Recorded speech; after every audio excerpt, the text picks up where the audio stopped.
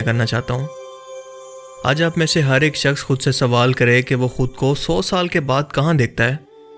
یقیناً سبھی کا ایک ہی جواب ہوگا کہ قبر میں۔ مجھ سمیت زیادہ تر کی تو صرف ہڈیاں باقی رہ گئی ہوں گی۔ کوئی ہمیں یاد کرنے والا نہیں ہوگا، جیسے ہم لوگ اپنے دادا پردادا کو بھلا چکے ہیں۔ لیکن پھر سوال یہ ہے کہ اس مال کا کیا ہوگا جسے کمانے کے لیے ہم نے اپنی ساری عمر گزار دی، حلال اور حرام کی تمیز کیے بغیر؟ ان زمینوں کا کیا ہوگا جن کی خاطر ہم نے دشمنیاں پال رکھی ہیں؟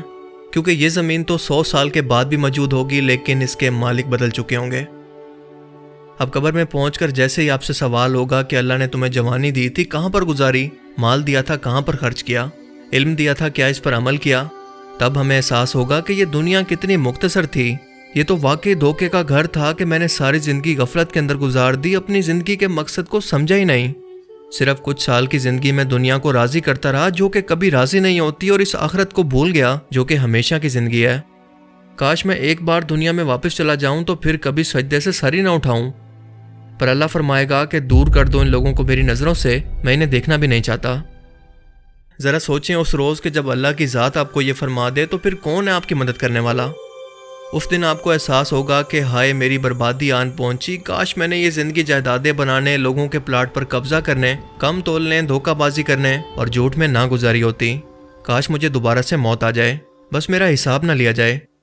اے کاش میں شیطان کے دھوکے میں نہ آتا کہ ابھی تو میری بہت زندگی پڑی ہے، اللہ سے معافی مانگ لوں گا، میرے تو اگلے 50 سال کے منصوبے تھے، پر مجھے کیا پتا تھا کہ مجھے جوانی کے اندر ہی موت آ جائے گی، اور وہ بھی اچانک سے۔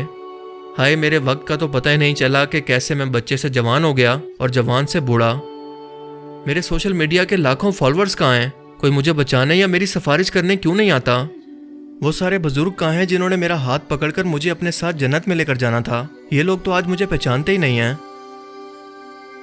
دیکھیں، اگر کسی شخص کو مستقبل کی خبر ہو جائے کہ گھر سے باہر نکلتے اس کا ایکسیڈنٹ ہوگا اور اس ایکسیڈنٹ کے بعد اس کی موت ہو جانی ہے، تو مجھے بتائیں کہ آپ میں سے کتنے لوگ ہیں جو کہ گھر سے باہر نکلنے کا رسک لیں گے؟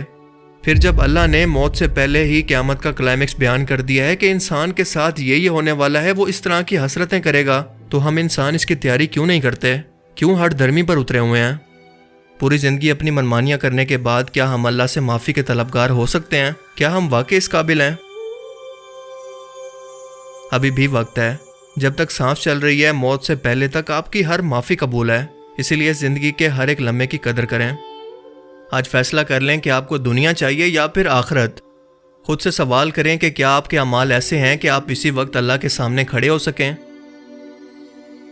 مولا علی علیہ السلام کا قول ہے کہ انسان دنیا میں سویا ہوا ہے، موت کے بعد جاگے گا اور دیکھے گا کہ یہ کیا ہو گیا میرے ساتھ، میں تو ساری عمر غفلت کے اندر سوتا رہا۔ کسی بھی عقل والے شخص کو نصیحت کے لیے صرف موت ہی کافی ہے۔ ہر رات یہ سوچ کر سوئیں کہ کیا ہوگا کہ اگر یہ رات آپ کی زندگی کی آخری رات ہو۔ جب آپ یہ سوچنا شروع کریں گے تو ہر رات آپ کو دنیا سے دور اور اللہ کے قریب کر دے گی، کیونکہ اللہ کا فرمان ہے کہ ہر زندہ چیز کو موت آنی ہے، صرف اسی کی ذات ہمیشہ کے لیے باقی رہنے والی ہے۔ تو کیا آپ نے موت کی تیاری کر لی ہے؟ اللہ تعالیٰ ہمیں سمجھنے کی اور نیک عمل کرنے کی توفیق عطا فرمائے، آمین۔